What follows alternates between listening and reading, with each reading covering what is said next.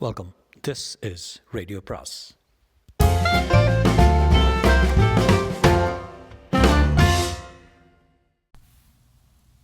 அனைவருக்கும் அன்பு வணக்கம். ராக்கி ரங்கராஜனின் லாரா அத்தியாயம் 39. சூதாட்ட கேசினோ நடத்துவது பற்றி உனக்கு ஏதேனும் தெரியுமா என்று ஹாவர்ட் கேட்டதற்கு லாரா மௌனமாக இருந்தாள். பால் மார்டினுக்கு நிச்சயமாக தெரிஞ்சிருக்கான் என்றான் ஹாவர்ட் கேலியாக. அவரை இதில் சம்பந்தப்படுத்தாதீங்க. அவரை சம்மந்தப்படுத்த வேண்டாம்னு தான் நான் பார்க்குறேன். நீ கூட சம்மந்தப்பட வேண்டாம். சூதாட்ட கிளப் நடத்துவது அப்படின்ற பெரிய ஐடியா இல்லை. குவீன்ஸ் ப்ராஜெக்ட் கூட தான் பெரிய ஐடியா இல்லை. நீங்கள் அதுக்கு முன்பு ஹியூஸ்டன் தெரு ஷாப்பிங் சென்டரும் பெரிய ஐடியா இல்லைன்னு சொன்னீங்க. ஆனால் அதெல்லாம் கொள்ளையாக பணம் கொட்டது உண்டா இல்லையா? லாரா, அதெல்லாம் நல்ல திட்டம் இல்லைன்னு நான் சொன்னதே கிடையாது. ரொம்ப அகல கால் வைக்கிறோம் அப்படின்னு தான் நான் சொன்னேன். கண்ணில் படுறதெல்லாம் எடுத்து வழங்குற, ஆனால் எதையும் இன்னும் ஜீர்ணிக்கலை. லாரா அவன் கன்னத்தை மெல்ல தட்டினான். அலட்டிக்கலாமல் இருங்களேன். சூதாட்ட கசினோக்கள் பற்றிய கண்காணிப்பு குழுவினர் லாராவை ராஜோபசாரமாக வரவேற்றார்கள். இப்படி ஒரு அழகான பெண்மணியை சந்திக்கும் வாய்ப்பு எங்களுக்கு அடிக்கடி கிடைப்பதில்லை என்றார் சேர்மன். ஏகப்பட்ட உற்சாகம் ஏற்பட்டு விட்டது இன்றைக்கு. லாரா உண்மையிலேயே அன்று மிக அழகாகத்தான் காட்சியளித்தாள். விலை உயர்ந்த உலன் சூட்டும் க்ரீம் கலர் சில்க் ப்ளவுஸும் அணிந்திருந்தால் ராசியாக இருக்கும் என்று பால் மார்ட்டின் கிறிஸ்மஸ் பரிசாக கொடுத்த ஸ்கார்ஃபை கழுத்தில் கட்டியிருந்தால் புன்னகையுடன் நன்றி என்றாள். நாங்கள் என்ன செய்ய வேண்டும் என்று குழுவில் ஒருவர் கேட்டார். அவள் என்ன கேட்டாலும் செய்வதற்கு எல்லாருமே தயாராக இருந்தார்கள். இந்த ரெனோ நகருக்காக ஏதாவது செய்ய வேண்டும் என்று விரும்புகிறேன் என்றாள் லாரா ஆர்வத்துடன். நெவாடா மாகாணத்திலே மிக அழகிய ஹோட்டல் கட்ட வேண்டும் என்று என் ஆசை. ரெனோ பேலஸ் ஹோட்டலில் மேலும் 5 மாடிகள் கட்ட உத்தேசித்திருக்கிறேன். சூடா தட்டத்துக்கு உல்லாச பயணிகள். ஆமாம், மேலும் நிறைய வருவதற்கு ஏற்றபடி ஒரு பெரிய கூடம் அமைக்க வேண்டும். குழு உறுப்பினர்கள் ஒருவரை ஒருவர் ஜாடையாக பார்த்து கொண்டார்கள். சேர்மன் சொன்னார், நீங்கள் சொல்லும் திட்டங்கள் இந்த ஊருக்கு ரொம்ப பயனுள்ளவை தான். ஆனால் இந்த மாதிரி விவகாரங்களில் தில்லுமுள்ளு எதுவும் ஏற்படாமல் பார்த்து கொள்ள வேண்டியது எங்கள் வேலை. என்னை ஜெயிலிலிருந்து தப்பி வந்த கைதி என்று தயவு பண்ணி நினைக்க வேண்டாம் என்று கூறி லாரா புன்னகை செய்தால். அவருடைய ஜோக்கை அவர்கள் ரசித்தார்கள். மிஸ் லாரா, உங்களுடைய சாதனைகள் அனைத்தும் எங்களுக்கு தெரியும். பிரமாதமான சாதனைகள் தான் அத்தனையும். ஆனால் சூதாட்ட கசினோ நடத்துவதில் உங்களுக்கு அனுபவம் கிடையாது. உண்மைதான் என்று லாரா ஒப்புக்கொண்டான். ஆனால் தகுதி பெற்ற அருமையான ஊழியர்களை அமர்த்திக் கொள்வேன். அவர்களையும் இந்த குழுவின் அங்கீகாரம் பெற்ற பிறகு வேலைக்கு வைத்துக் கொள்கிறேன். இந்த விஷயத்தில் நீங்கள் எனக்கு வழிகாட்ட வேண்டும். குழுவில் உறுப்பினர் ஒருவர், நிதி விஷயத்தில் நீங்கள் கேரண்டி என்று கேட்கத் தொடங்கினார். அதற்குள் சேர்மன் குறுக்கிட்டார். அதை பற்றி கால வேண்டாம். மிஸ் லாரா எல்லா கேரண்டி விவரங்களையும் கொடுத்துருக்காரு. அதை நகல் எடுத்து உங்கள் எல்லாருக்கும் தருகிறேன். அவர்களுடைய அங்கீகாரத்தை எதிர்நோக்கி லாரா காத்திருந்தால். சேர்மன் கூறினார், இப்போதைக்கு நாங்கள் எதுவும் வாக்கு கொடுக்க முடியாது மிஸ் லாரா. இருந்தாலும் உங்களுக்கு லைசன்ஸ் வழங்குவதில் இடைஞ்சல் எதுவும் இருக்காது என்று மட்டும் தெரிவித்துக் கொள்கிறேன். லாராவின் முகத்தில் பெருமிதம் ஜொலித்தது. பிரமாதம் சார், இனி மளமளவு காரியங்கள் இறங்குவேன். இல்லை இங்கெல்லாம் அவ்வளவு வேகமாக காரியங்கள் நடைபெறாது.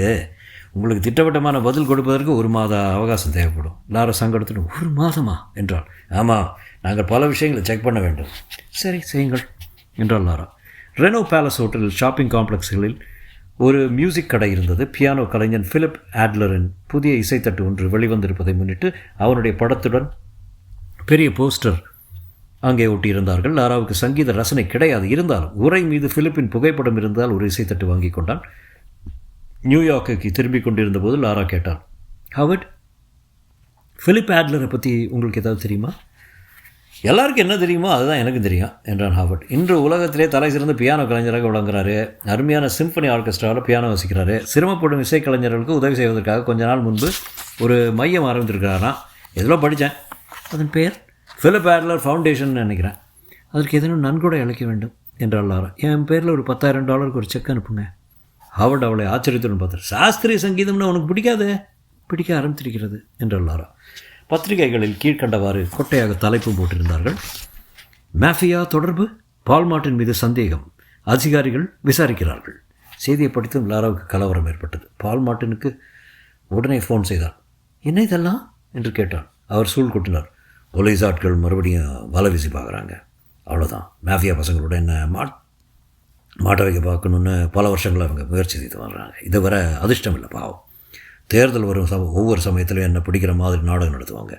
இதை பற்றியெல்லாம் கவலைப்படாத. இன்று ராத்திரி நம்ம சேர்ந்து சாப்பிடலாமா? ஓ என்றாள் லாரா. மல்பரி தெருவில் ஒரு சின்ன ரெஸ்டாரண்ட் இருக்குது, யார் தொந்தரவும் இல்லாமல் சாப்பிடலாம் என்றார். சாப்பிட்டு கொண்டிருந்த போது கேட்டார், கசினோ கண்காணிப்பு குழு விசாரணை நல்லபடி நடந்ததுன்னு சொன்னார்களே?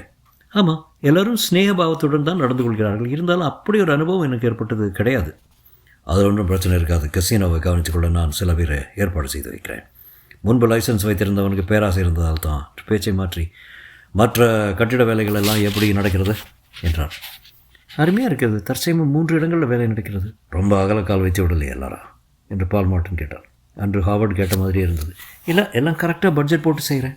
குறித்த கெடுபடி வேலை நடக்கிறது என்றாள். அதான் நல்லது டார்லிங். உன் விஷயம் எதுவும் பெசகாய் போய்விடக்கூடாது என்பதுதான் என் கவலை. போகாது. அவர் கை மீது தன் கையை வைத்தபடி சொன்னாள் லாரா. நீங்கள் தான் எனக்கு கவசமாக இருக்கிறீங்களே. எப்போது இருப்பேன் என்றவர் அவள் கையை அழுத்தினார். 2 வாரம் சென்றது. நன்கொடையை பெற்றுக்கொண்டது பற்றி பிலிப்பிடம் இருந்து தகவல் எதுவும் வரவில்லை. ஹாவர்டை கூப்பிட்டு கேட்டாள், அந்த பிலிப் ஆட்லர் ஃபவுண்டேஷனுக்கு $10,000 அனுப்பிச்சேன், அனுப்பினீங்களா?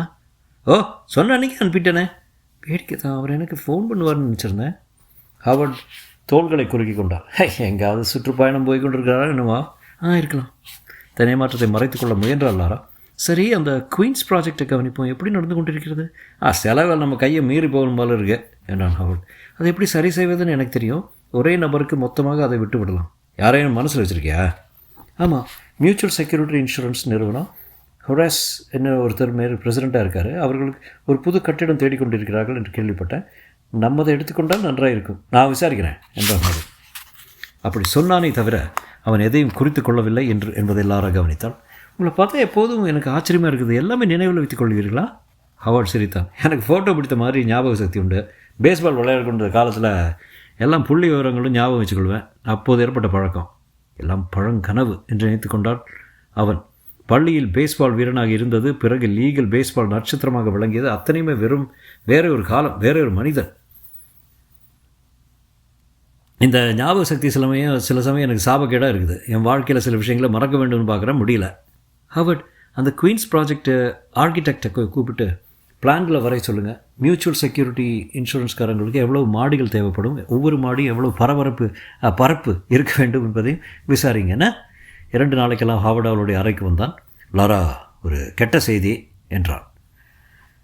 அத்தியாயம் 40. ஹாவர்டை நிமிர்ந்து நோக்கினாள் லாரா. என்ன பிரச்சனை ஹாவர்ட்? மியூச்சுவல் செக்யூரிட்டி இன்சூரன்ஸ் நிறுவனம் பற்றி விசாரிக்க சொன்னீங்க. விசாரித்தேன்.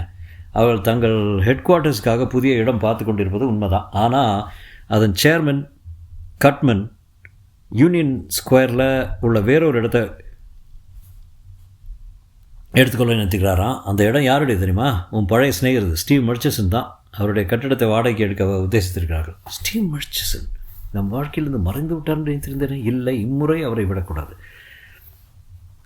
மர்ச்சசனை கட்டிடத்தை எடுத்துக்கொள்வதென்று கட்மன் முடிவு பண்ணிட்டாரா என்று லாரா கேட்டார். இன்னும் இல்லை. நல்லது, நான் பார்த்துக்கிறேன். அன்று பிற்பகல் லாரா ஒரு டசன் பேருக்கு ஃபோன் செய்தால். கடைசியில் சரியான நபர் கிடைத்தால். பார்பரா என்று செல்வாக்குள்ள பெண்மணி, லாராவின் சிநேகிதி அவள். லாரா விஷயத்தை சொன்னதும், யார்? கட்மனா? அவர் எனக்கு தெரியும். அவரோட என்ன ஆக வேண்டும் உனக்கு என்றான். அவரை பற்றி நிறைய கேள்விப்பட்டிருக்கேன். அவரை சந்திக்க வேண்டும்னு ஆசையாக இருக்கேன். எனக்கு ஒரு உதவி செய்வியா பார்பரா? அடுத்த சனிக்கிழமை ஒரு டின்னர் ஏற்பாடு பண்ணு. அதுக்கு அவரை கூப்பிடு. என்ன? நிச்சயமா. பார்பராவின் வீட்டில் டின்னர் பார்ட்டி எளிமையாய் ஆனால் சிறப்பாக நடந்தது. மொத்தம் 14 பேர் தான் விருந்துக்கு அழைக்கப்பட்டிருந்தார்கள். கட்மனின் மனைவிக்கு உடம்பு சரியாததால் வரவில்லை. கட்மன் மட்டுமே வந்திருந்தார். அவரும் லாராவும் பக்கத்தில் உட்காரும்படி பார்பரா ஏற்பாடு செய்திருந்தாள். கட்மனுக்கு 60 வயது இருக்கும். ஆனால் அதற்கு மேலும் வயதானவர் மாதிரி இருந்தார். கடுமையும் களைப்பும் நிறைந்த முகம், பிடிவாதத்தை காட்டும் மோவாய். அன்றைக்கு லாரா ரொம்ப கவர்ச்சிகரமாக இருந்தாள். லோ கட் கவுன் அணிந்து கொண்டு அதிர வைக்கும் நகைகள் அணிந்திருந்தாள். பானங்கள் அருந்திய பின்னர் உணவருந்து அமர்ந்தார்கள். உங்களை சந்திக்க வேண்டும் எண்ணியிருந்தேன் என்றால் லாரா. உங்களை பற்றி நிறைய கேள்விப்பட்டிருக்கேன். உங்களை பற்றி நானும் நிறைய கேள்விப்பட்டிருக்கேம்மா. இந்த ஊரில் பல பெரிய காரியங்களை செய்திருக்கீங்க நீங்கள். ஏதோ என்னாலானதை செய்ய வேண்டும் என்பது என் ஆசை என்ற அடக்கத்தோடு கூறினாள் லாரா. அற்புதமான நகரமாயிற்று இது. உங்கள் சொந்த ஊர் என்ன? இந்தியானா மாகாணத்தில் கேரிங்கிற ஊர். அப்படியா? அவளை ஆச்சரியத்துடன் பார்த்தேன். நானும் அங்கே பிறந்து வளர்ந்தவன் தான். ஆக நாம் ஒரே ஊருக்காருங்க. லாரா புன்னகை செய்தார். நம்ம ஊரை பற்றி நினச்சாலே ஆனந்தம் எனக்கு. என் அப்பா போஸ்ட் ட்ரிபியூன் பத்திரிகையில் வேலை பார்த்தாரு. நான் ரூஸ்வெல் பள்ளிக்கூடத்தில் படித்தேன். ஞாயிறு என்றால் நாங்கள் கிளீசன் பார்க்குக்கு பிக்னிக் போவோம், பேஸ்பால் மேட்ச்கள் பார்ப்போம். அந்த ஊரை விட்டு வரவே மனசில் என்ன செய்ய. ஆனால் இங்கே நல்ல நிலைமையில் தான் இருக்கிறீங்க மிஸ் லாரா கேமரன். என்ன லாரான்னே கூப்பிடலாம் நீங்கள். லாரா, இப்போது எங்கே கட்டடம் கட்டி கொண்டு இருக்கீங்க? குயின்ஸ் ஏரியா கட்டடம் என்னுடைய ரொம்ப பிரமாதமான திட்டம் என்று நான் அதைத்தான் நினைத்து கொண்டிருக்கிறேன் என்றாள் லாரா. 30 மாடி கொண்டது, 2 லட்சம் சதுர அடிபடுப்பு. ஓஹோ, அப்படியா என்றார் கட்மன் ஏதோ யோசனையுடன். லாரா ஒன்றும் முறையாதவள் போல, என்ன யோசிக்கிறீங்க என்றாள். ஒன்றுமில்லை, எங்கள் அலுவலகத்தின் தலைமை காரியத்துக்காக ஒரு பெரிய இடம் பார்த்துக்கிட்டு இருக்கோம். அப்படியா? எந்த இடம்னு முடிவு பண்ணிட்டீங்களா? இன்னும் இல்லை, ஆனால் உங்களுக்கு சம்மதம் என்றால் எங்கள் கட்டிடத்தில் பிளான்களை காட்டுறேன், எல்லாம் தயாராக வச்சுருக்கோம். அவர் அவளை ஒரு நிமிடம் கூர்ந்து பார்த்து, சரி கொண்டு வந்து காட்டுங்க, திங்கட்கிழமை காலம் உங்கள் ஆஃபீஸ்க்கு வந்து தரேனே. சந்தோஷம். அன்றைய விருந்து கோலாகலமாக நடந்து முடிந்தது. இரவு கட்மன் வீட்டை அடைந்ததுமே நேரே தன் மனைவியின் படுக்கரையை அடைந்தார். எப்படி இருக்க என்று விசாரித்தார். தேவையில்ல, பார்ட்டி எப்படி இருந்தது? அவர் படுக்கை முனையில் உட்கார்ந்தார். நீ வராததை பற்றி எல்லாரும் வருத்தப்பட்டாங்க, மற்றபடி பார்ட்டி நன்றாக நடந்தது. லாரா கேமராங்கிற பொண்ணை பற்றி நீ கேள்விப்பட்டிருக்கியா? தாராளமா, அவளை பற்றி கேள்விப்படாதவங்களே இல்லை. யார்? எட்டிக்கார பெண். ஒரு வேடிக்கையான விஷயம், இந்தியானா மாகாணத்தில் நான் பிறந்த அதே கேரி நகரத்தில் தானும் பிறந்தா சொல்கிறா. அந்த ஊர் பார்க்கு பள்ளிக்கூடம் பற்றியெல்லாம் சொல்கிறா. சரி, அதில் என்ன வேடிக்கை?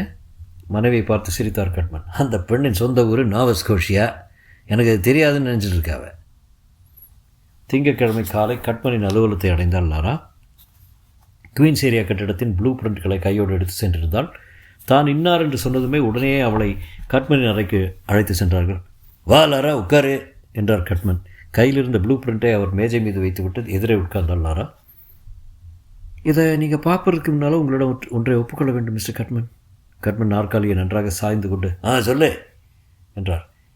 இந்தியானாவில் கேரியை பற்றி நான் சொன்னது என்ன? அதுக்கே நான் கேரிக்கு போனது கூட கிடையாது. உங்கள் மனசை கவர வேண்டும் என்பதற்காக சும்மா வேணும்னு சொன்னேன். கட்மன் சிரித்தார். நல்லா என்னை குழப்புகிறாய் பெண்ணே. உன்னளவுக்கு என்னால் வாயாட முடியாது. ப்ளூ பிரிண்ட்டை பார்க்குறீங்க. 1/2 மணி நேரத்தில் எல்லாவற்றையும் பரிசீலனை செய்து முடித்தார். பிறகு யோசனையுடன், உண்மையை சொல்வதென்றா நான் வேற ஒரு இடத்தை பார்த்து வச்சுருந்தேன், கிட்டத்தட்ட முடிவு செய்து விட்டேன் என்று கூட சொல்லலாம் என்றார். உண்மையாகவா? நான் ஏன் அந்த முடிவை மாற்றிக்கொண்டு உன் கட்டிடத்தை வாடகைக்கு எடுத்துக்கொள்ள வேண்டும் சொல்லு. ஏனென்றால் என் கட்டிடத்துக்கு வந்தால் உங்களுக்கு இன்னும் சந்தோஷம் ஏற்படும். உங்களுக்கு தேவையானது அத்தனையும் செய்து தர நான் தயாராக இருக்கேன் என்றால் லாரா புன்சிரிப்புடன். அத்துடன் உங்கள் கம்பெனிக்காக 10% குறைவாகவே நான் வாடகை வாங்கிக் கொள்கிறேன். எப்படியா? நாங்கள் பார்த்து வைத்திருக்கோம் கட்டிடத்துக்கு நாங்கள் என்ன கொடுக்க போகிறோம் என்பது உனக்கு தெரியாத? பரவாயில்ல, நீங்கள் என்ன தொகை வேண்டுமாலோ நான் நம்ப தயார். நீ என் ஊர்லேருந்து வந்த பெண்ணு மாதிரி தான் இருக்க, வெகு புத்திசாலி என்றார் கட்மன். நல்லது, நாம் ஒப்பந்தம் முடிந்து விட்டது. லாரா மகிழ்ச்சியுடன் தன் அலுவலகத்துக்கு திரும்பினால் அங்கே இன்னொரு மகிழ்ச்சி காத்திருந்தது அவளுக்கு. பியானோ கலைஞன் பிலிப் ஆட்லர் அவளை டெலிஃபோனில் கூப்பிட்டதாக சொன்னார்கள். வால்டோர்ஃப் அஸ்டாரியா ஹோட்டலின் விருந்து மண்டபம் ஒரே கூட்டமாக இருந்தது. விருந்துக்காக நன்கொடை செலுத்தியவர்கள் நிறைய பேர் வந்திருந்தார்கள். பிலிப்பை தேடியவாறு கூட்டத்தை விலக்கி கொண்டு நடந்தாள் லாரா. அன்று பிலிப்புடன் டெலிஃபோனில் பேசியது நினைவு வந்தது அவளுக்கு. மிஸ் கேமரன், நான் பிலிப் ஆட்லர் பேசுகிறேன் என்றான் அவன். திடீரென்று தொண்டை உலர்ந்து விட்ட மாதிரி இருந்தது லாராவுக்கு. அவனை பேசினான். ஃபவுண்டேஷனுக்கு நீங்கள் அனுப்பிய நன்கொடை கிடைச்சது. உடனே நான் நன்றி தெரிவித்திருக்க வேண்டும். சாரி, அப்போது நான் யூரோப்புக்கு போயிருந்தேன். வந்ததும் உங்கள் செக்கை பார்த்தேன். ரொம்ப சந்தோஷம். இல்லை, எனக்கு தான் சந்தோஷம் என்றாள் லாரா. அவனை மேலும் பேச வைத்து கேட்க வேண்டும் போல் இருந்தது. வந்து சொல்லப்போனால் உங்கள் ஃபவுண்டேஷனை பற்றி இன்னும் தெரிந்து கொள்ள விரும்புகிறேன். நான் நேரில் சந்தித்து பேசலாமா? சிறிது மௌனத்துக்கு பிறகு அவன், வால்டோர்ஃப் அஸ்டாரியா ஹோட்டலில் ஒரு நன்கொடை விருந்து சனிக்கிழமை நடக்குது. அங்கே நம்ம சந்திக்கலாம். உங்களுக்கு அன்று ஒழிவாக இருக்குமா? தன் நிகழ்ச்சி நிரலை வேகமாக பார்த்து கொண்டாளார. சனிக்கிழமை இரவு டெக்ஸஸிலிருந்து வரும் ஒரு பேங்கருடன் விருந்துடன் நிகழ்ச்சி இருந்தது. சட்டென்று ஒரு முடிவுக்கு வந்தவளாக, தாராளமாக வர்றேன் என்றான். பிரமாதம், உங்கள் பேருக்கு ஒரு டிக்கெட் வாங்கி வைக்கிறேன் என்றான் பிலிப். டெலிஃபோனை திரும்ப வைத்தபோது அவள் உள்ளத்தில் ஆனந்தம் பொங்கியது. அதன்படி தான் இன்று இங்கே வந்திருந்தாள். பிலிப் எங்கேயும் கண்ணில் பட காணோம். அந்த விஸ்தாரமான மன்றத்தில் கூட்டத்தினுடைய நடந்தால் எந்த பக்கம் சென்றாலும் சங்கீதம் சம்பந்தப்பட்ட சம்பாஷணைகள் காதில் விழுந்து கொண்டிருந்தன. எல்லாம் சரிதான், சாரீரத்தில் கமகம் இருக்குது, ஆனால் டெம்பி நீ சொல்வதை ஒப்புக்கொள்ள மாட்டேன். ஸ்ட்ராவன்ஸ்கி சுத்த மரக்கட்ட. ரோபோ கூட அது மாதிரி இசைத்து விடுவோம், பாவமே கிடையாது. அவன் வாசிப்பது எனக்கு சகிக்கல. சோஃபினை கொலை செய்கிறான். ஆவன்னா கூட புரியாத சங்கீத பேச்சாக இருந்தது லாராவுக்கு. அதோ பிலிப் தென்பட்டான். அவரை சுற்றி ரசிகைகள் கூட்டம் எல்லாரையும் விலக்கி கொண்டு முன்னேறினான். ஒரு கவர்ச்சியான இளம்பெண் அவனிடம், நீங்கள் அந்த பிளாட்ஃபார்ம் பி ஃப்ளாட் மைனர் சானிட்டாக விசித்த போது அசல் ரஷ்மணினாவே பிரத்யர்ஷனமான மாதிரி இருந்தது. உங்கள் இனிமையான குரல் அற்புதம். ஃபிலிப் புன்னகையுடன் நன்றி என்றார். அதற்குள் ஒரு வயோதிக அம்மையார், உங்களுடைய ஹேமர் கிளாவியர் இசைத்தட்டை நான் ரொம்ப திரும்ப போட்டுக்கொண்டே இருக்கேன். அப்பப்போ என்ன ஜீவன்! உலகத்திலேயே பீத்தோவனை புரிந்து கொண்டு இருக்கும் இசைக்கலைஞர் நீங்கள் ஒருத்தர் தான் என்றான். ஃபிலிப் அப்போதுதான் லாராவை கவனித்தான். மன்னியுங்கள் என்று அவர்களிடம் சொல்லிவிட்டு அவன் நின்றிருந்த இடத்துக்கு வந்து கையை பற்றி குலுக்கினான். அந்த ஸ்பரிசம் அவளுள் ஏற்படுத்திய பரவசம் தொடரும்.